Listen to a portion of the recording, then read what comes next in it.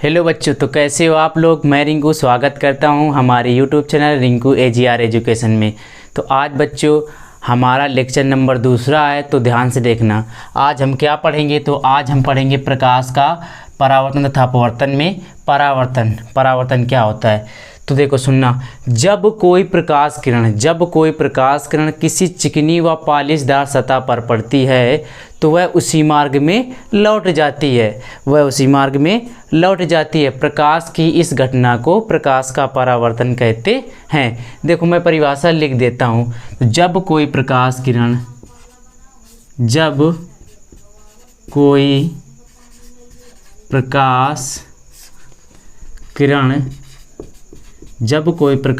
किसी चिकनी व पॉलिशदार सतह जब कोई प्रकाश किरण किसी चिकनी व पॉलिशदार सतह पर पड़ती है तो वह उसी मार्ग में लौट जाती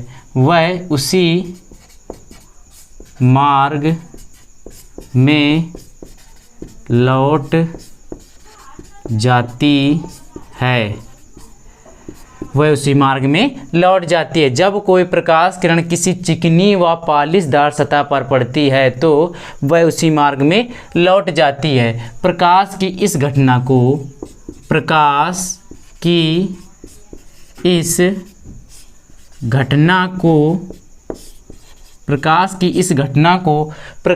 का परावर्तन कहते हैं। प्रकाश का परावर्तन कहते हैं। क्लियर है बच्चों। तो जब कोई प्रकाश किरण किसी चिकनी व पॉलिशदार सतह पर पड़ती है तो वह परावर्तन के पश्चात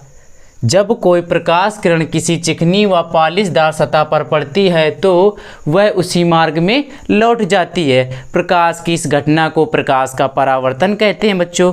तो देखना, हम एक डायग्राम बनाते हैं, उसकी सहायता से समझते हैं। तो ये हमारी क्या है बच्चों, चिकनी व पॉलिशदार सतह। ये क्या है हमारी बच्चों, चिकनी व पॉलिशदार सतह है। तो इसको हम अच्छे से बना लेते हैं। इसी को नाम देंगे हम परावर्तक सतह। ये चिकनी पॉलिशदार सतह कैसी सतह है, चिकनी व पॉलिशदार सतह।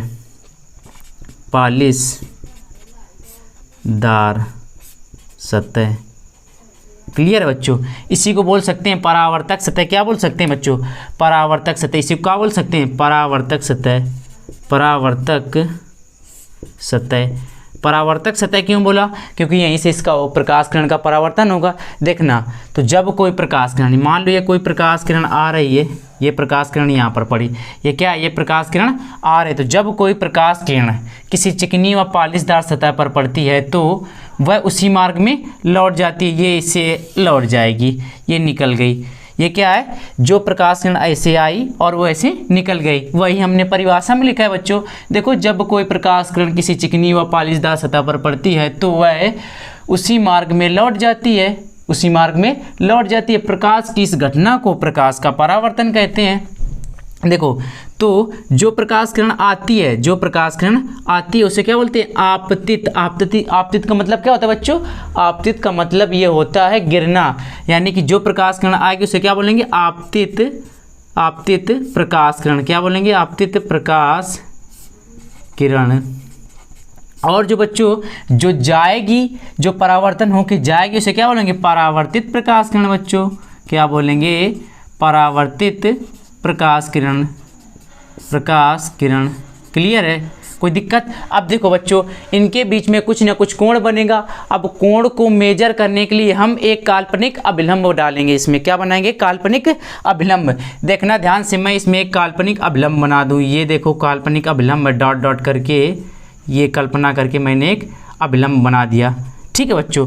और इनके बीच में एक कोण बनता है जिसे बोलते हैं एंगल आई, और इधर भी एक कोण बनता है जिसे बोलते हैं एंगल आर। जो एंगल आई है इसे क्या बोलते हैं, जो एंगल आई है, ध्यान से देखना, जो बच्चों एंगल आई है इसे बोलते हैं बच्चों आपतन। देखो जो ये क्या है, अभिलंब बच्चों, ये क्या है, अभिलंब है, क्लियर है, ये क्या है, अभिलंब है। और ये क्या है, आपतित प्रकाश किरण। तो जो आपतित प्रकाश किरण व अभिलंब के जो बीच में कोण बना होता है उसे क्या बोलते हैं, आपतन कोण। क्या बोलते हैं बच्चों, आपतन कोण, आपतन कोण। और बच्चों जो परावर्तित व अभिलंब के बीच में बना, परावर्तित प्रकाश किरण व अभिलंब के जो बीच में कोण बना उसे क्या बोलते हैं, परावर्तन कोण। ये कोण आर है, इसे बोलते हैं परावर्तन कोण। क्लियर है बच्चों।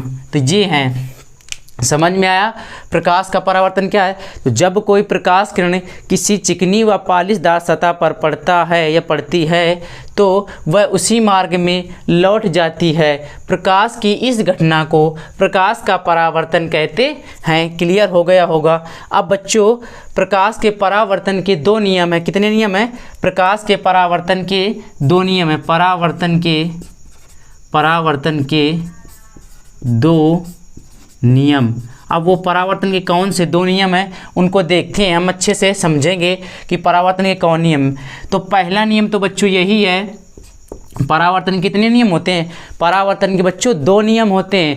पहला नियम क्या कहता है, पहला नियम कहता है कि कोण आई, ये जो कोण आई है यानी कि आपतन कोण बराबर होगा किसके, परावर्तन कोण के। अगर बच्चों आपतन कोण 30 डिग्री होगा तो परावर्तन कोण कितना होगा, 30 डिग्री होगा बच्चों।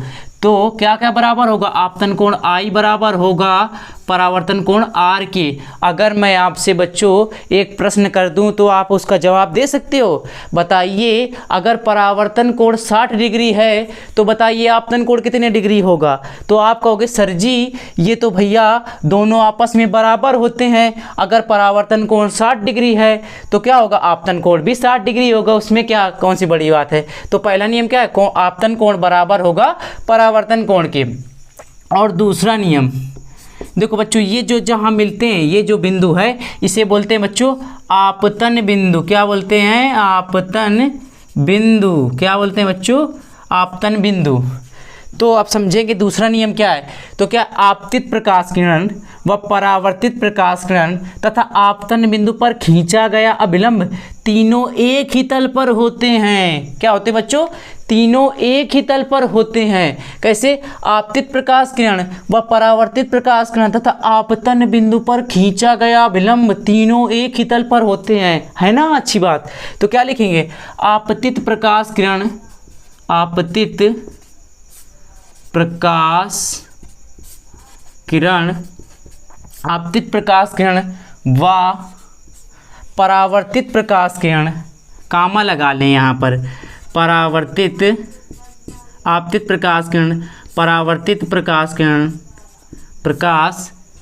किरण तथा आपतन बिंदु पर खींचा गया अभिलंब, आपतन बिंदु पर, आपतन बिंदु पर खींचा गया अभिलंब, आपतन बिंदु पर खींचा गया अभिलंब, खींचा गया अभिलंब तीनों एक ही तल पर होते हैं। क्या होते हैं बच्चों, तीनों एक ही तल पर होते हैं। खींचा गया अभिलंब तीनों एक ही तल पर होते, तीनों एक ही तल पर होते हैं। समझ में आया। यानी कि आपतित प्रकाश किरण व परावर्तित प्रकाश किरण तथा आपतन बिंदु पर खींचा गया अभिलंब तीनों एक ही तल पर होते हैं बच्चों। क्या होते हैं, तीनों एक ही तल पर होते हैं। तो ये हैं दोनों परावर्तन के नियम। अब बच्चों पढ़ेंगे परावर्तन के प्रकार कितने होते हैं भैया। तो परावर्तन के भैया दो प्रकार होते हैं, एक होता है नियमित परावर्तन, एक होता है अनियमित परावर्तन। अनियमित परावर्तन का एक नाम और है जिसे हम विसरित परावर्तन कहते हैं। तो चलो उनको भी पढ़ेंगे हम लोग।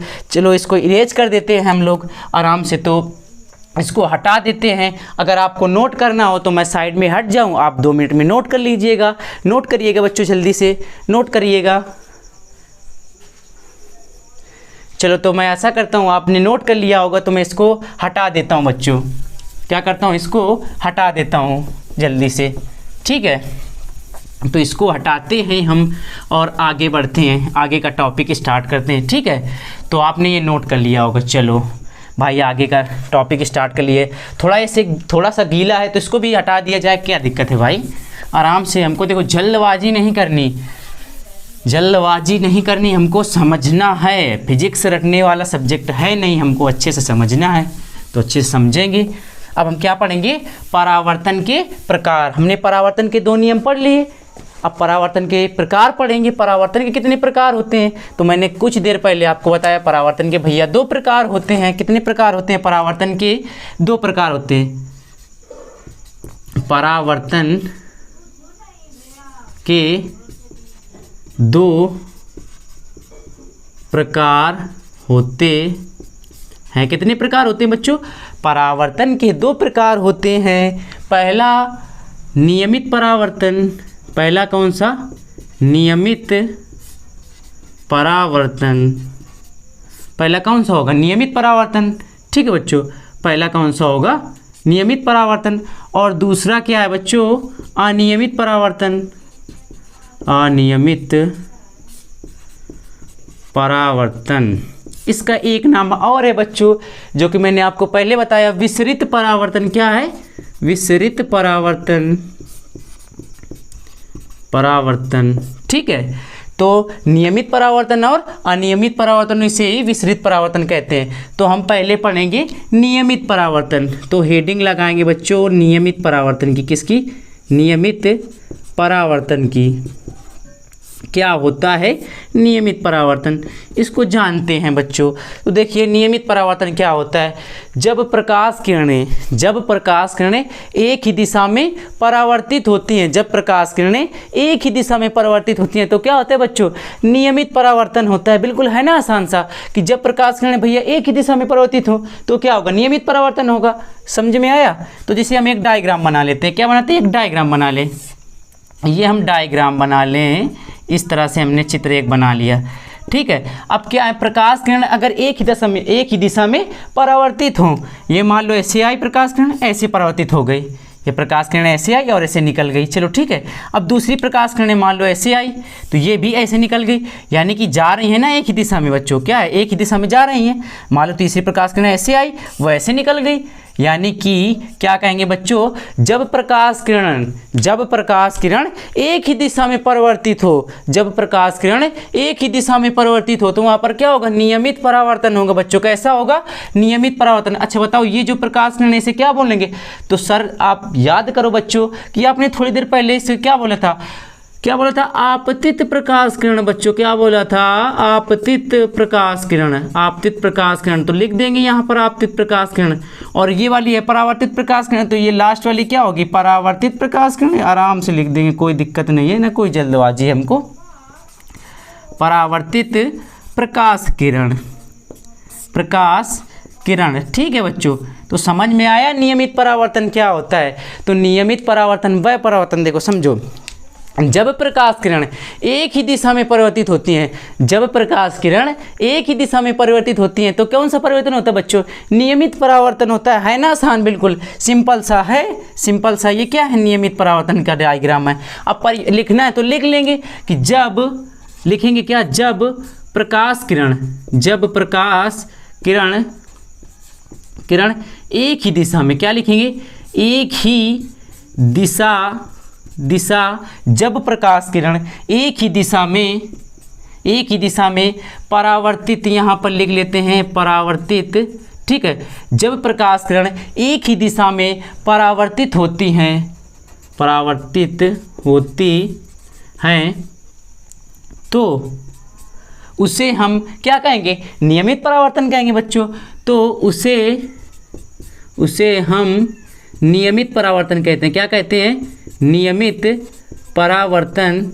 उसे हम नियमित परावर्तन कहते हैं, उसे हम क्या कहते हैं, नियमित परावर्तन कहते हैं। तो आपको समझ में आ गया होगा नियमित परावर्तन क्या है।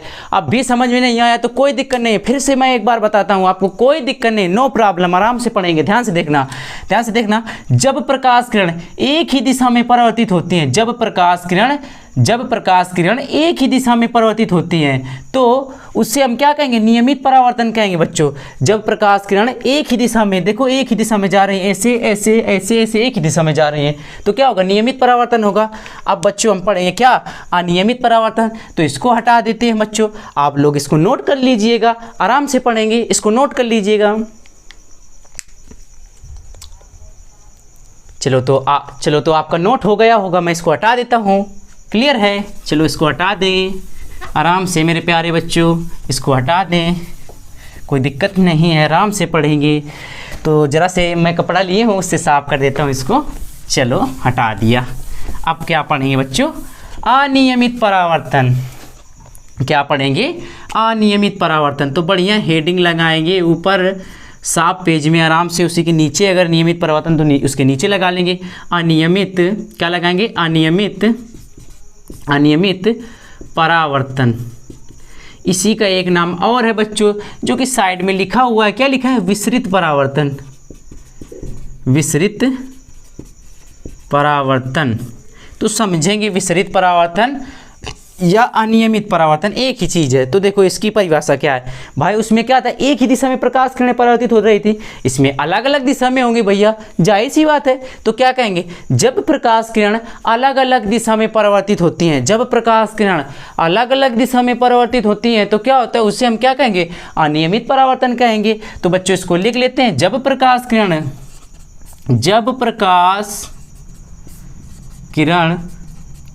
अलग अलग दिशा में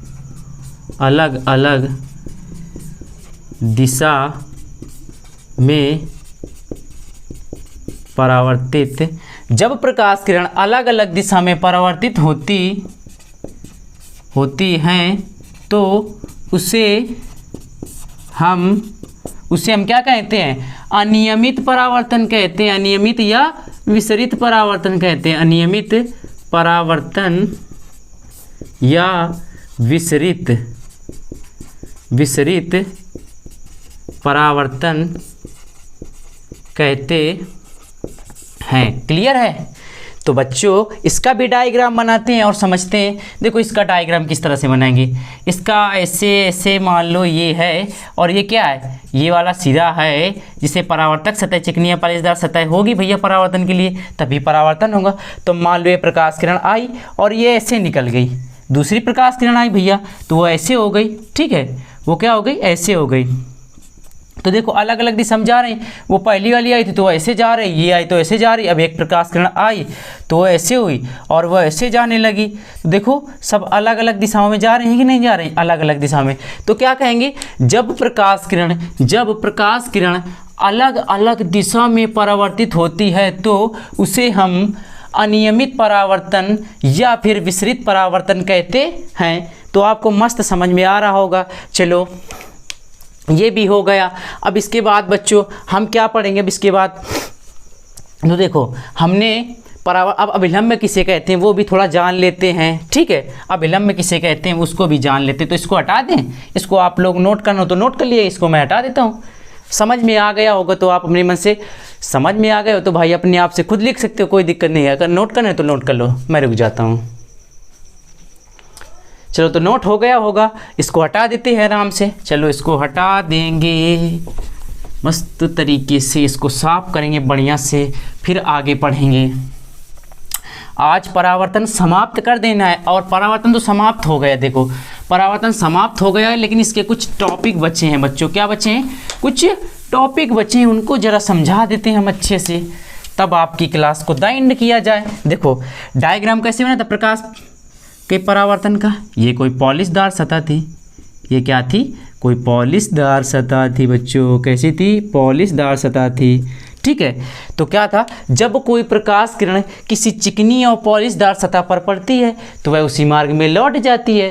प्रकाश की इस घटना को प्रकाश का परावर्तन कहते हैं। देखो अब ये प्रकाश किरण आ रही है, ऐसे आई यहाँ पर और ये ऐसे चली गई, यानी कि जब कोई प्रकाश किरण किसी चिकनी व पॉलिशदार सतह पर पड़ती है तो वह उसी मार्ग में लौट जाती है, उसी मार्ग में ऐसे लौट गई। देखो तो ये देखो जो प्रकाश किरण आती है जब बच्चों, तो उससे हम क्या बोलेंगे, आपको पता है भैया, आपतित प्रकाश किरण बोलेंगे। उससे क्या बोलेंगे, आपतित प्रकाश किरण बोलेंगे, और जो निकल गई उसे क्या बोलेंगे, परावर्तित प्रकाश किरण बोलेंगे, परावर्तित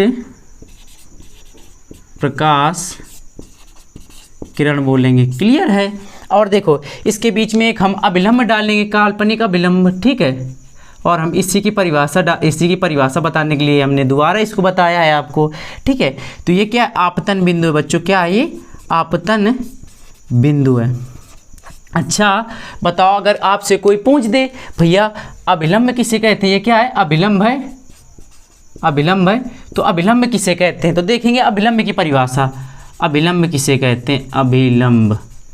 देखो ध्यान से, आपतन बिंदु पर खींची गई काल्पनिक रेखा को, आपतन बिंदु पर खींची गई काल्पनिक रेखा को अभिलंब कहते हैं। तो आप भी लिख सकते हो, क्या लिख सकते हो, आपतन बिंदु पर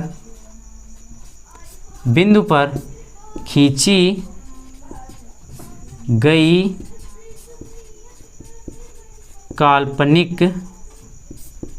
रेखा को, आपतन बिंदु पर खींची गई काल्पनिक रेखा को क्या कहते हैं, अभिलंब कहते हैं बच्चों। क्या कहते हैं, अभिलंब कहते हैं, अभिलंब कहते हैं, क्या कहते हैं, अभिलंब कहते हैं। क्लियर हुआ। अच्छा बताओ आपतन बिंदु किसे कहते हैं बच्चों, आपतन बिंदु, तो वो भी समझ लेते हैं, आपतन बिंदु किसे कहते हैं, आपतन बिंदु। तो आपतन बिंदु पर क्या होगा, जहां पर आपतित प्रकाश किरण, जहां पर आपतित प्रकाश किरण, जहां पर ये आपतित प्रकाश किरण गिरती है वहीं पर आपतन बिंदु का निर्माण होता है बच्चों। जहां पर आपतित प्रकाश किरण गिरती है, जहां पर आपतित प्रकाश किरण गिरती है उसे क्या कहेंगे बच्चों, आपतन बिंदु पर, आपतन बिंदु कहेंगे, क्या कहेंगे, आपतन बिंदु कहेंगे। तो क्या लिखेंगे, जहां पर आपतित, मज़ा आ रहा होगा बच्चों आपको भी, जहाँ पर आपतित प्रकाश किरण, जहाँ पर आपतित प्रकाश किरण गिरती है वहाँ पर आपतन बिंदु का निर्माण होता है। क्या होता है बच्चों, आपतन बिंदु का निर्माण होता है। किसका, आपतन बिंदु का निर्माण होता है, आपतन बिंदु का निर्माण होता है, निर्माण होता है। समझ में आया, ये है जोर का झटका, समझ में आया। चलो कोई दिक्कत नहीं, समझो इसको। तो अभिलंब क्या है, अभिलंब आपतन बिंदु पर खींची गई काल्पनिक रेखा को अभिलंब कहते हैं बच्चों। आपतन बिंदु पर खींची गई काल्पनिक रेखा को अभिलंब कहते हैं। देखो आपतन बिंदु पर खींची है हमने ये काल्पनिक रेखा, डॉट डॉट करके मतलब काल्पनिक रेखा खींची है, तो आपतन बिंदु पर खींची गई काल्पनिक रेखा को क्या कहते हैं, अभिलंब कहते हैं बच्चों, ठीक है। और आपतन बिंदु क्या है, जहां पर आपतित प्रकाश किरण, ये है आपतित प्रकाश किरण, जहां पर आपतित प्रकाश किरण गिरती है वहां पर क्या होता है, आपतन बिंदु का निर्माण होता है। समझ में आ गए, छोटी सी परिभाषा है, जान लेंगे, समझ लेंगे। देखो रटना नहीं है, भौतिक विज्ञान या फिजिक्स को रटा नहीं जाता, समझा जाता है, समझेंगे हम आराम से। समझ में आया।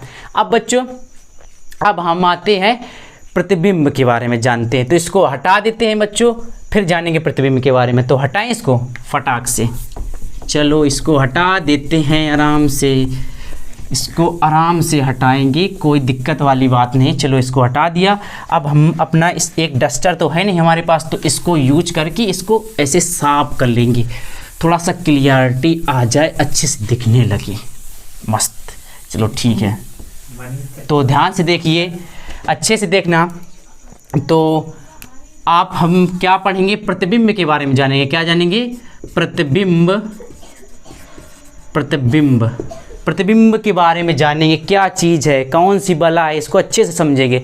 तो प्रतिबिंब इंग्लिश में इसे बोलते हैं बच्चों इमेज। क्या बोलते हैं, इमेज, समझेंगे इमेज। तो प्रतिबिंब किसे कहते हैं, प्रतिबिंब किसे कहते हैं, प्रतिबिंब का निर्माण कैसे होता है वो समझेंगे। प्रतिबिंब किसे कहते हैं, प्रतिबिंब का निर्माण कैसे होता है। तो ध्यान से सुनिएगा बच्चों।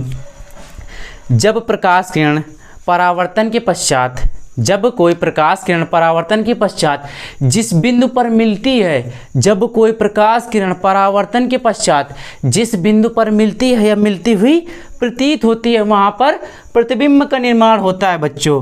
क्या होता है, लिखेंगे हम प्रतिबिंब की परिभाषा या प्रतिबिंब कैसे बनता है। तो जब कोई प्रकाश किरण, जब कोई प्रकाश किरण, जब कोई प्रकाश किरण परावर्तन के पश्चात किसी बिंदु पर, जब कोई प्रकाश किरण परावर्तन के पश्चात, जब कोई प्रकाश किरण परावर्तन के पश्चात किसी बिंदु पर मिलती है, किसी बिंदु पर मिलती है या मिलती हुई प्रतीत होती है, वहाँ पर बच्चों क्या होता है? प्रतिबिंब का निर्माण होता है। वहाँ पर प्रतिबिंब का निर्माण होता है। क्या? जब कोई प्रकाश किरण परावर्तन के पश्चात किसी बिंदु पर मिलती है या मिलती हुई प्रतीत होती है, वहाँ पर क्या होता है? वहाँ पर बच्चों प्रतिबिंब का निर्माण होता है। वहाँ पर प्रतिबिंब का निर्माण होता है बच्चों। क्या होता है? प्रतिबिंब का निर्माण होता है। क्लियर है? देखो बच्चों, तो क्या है प्रतिबिंब की परिभाषा? प्रतिबिंब, इमेज, प्रतिबिंब। आप मोबाइल यूज करते होगे, आप जब गैलरी में जाते होगे तो उसमें क्या लिख के आता है? इमेज। अगर हिंदी में शिफ्ट किए होगे तो प्रतिबिंब लिखा होगा, और इंग्लिश में शिफ्ट किए होगे तो क्या लिख के आता है? इमेज। समझ में आया? तो इमेज क्या है? इमेज, प्रतिबिंब। जब कोई प्रकाश किरण परावर्तन के पश्चात किसी बिंदु पर मिलती है, मिलती हुई प्रतीत होती है, वहाँ पर प्रतिबिंब का निर्माण होता है बच्चों। अब यहाँ पर हम एक मेरी प्यारी बिंदु लिखेंगे। देखो, जो इंपॉर्टेंट बिंदु होगा बच्चों उसे हम क्या लिखेंगे? मेरी प्यारी बिंदु। इंपॉर्टेंट नहीं लिखते हम लोग, उसमें लिखेंगे मेरी प्यारी बिंदु।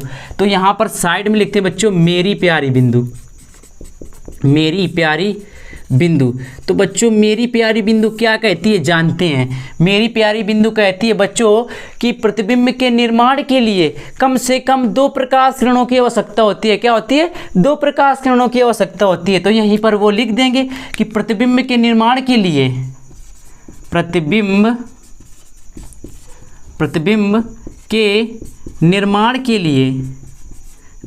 के लिए 2 प्रकाश किरणों की आवश्यकता होती है। कितनी? 2 या 2 से अधिक हो जाएं, 2 प्रकाश किरणों की आवश्यकता होती है। क्या होती है? 2 प्रकाश किरणों की आवश्यकता होती है। प्रतिबिंब के निर्माण के लिए कितने प्रकाश किरणों की आवश्यकता होती है? 2 प्रकाश किरणों के लिए आवश्यकता होती है। ठीक है? समझना अच्छे से, कोई दिक्कत नहीं है। आपको भी मज़ा आ रहा होगा, हमको भी मज़ा आ रहा है, तो समझते रहना।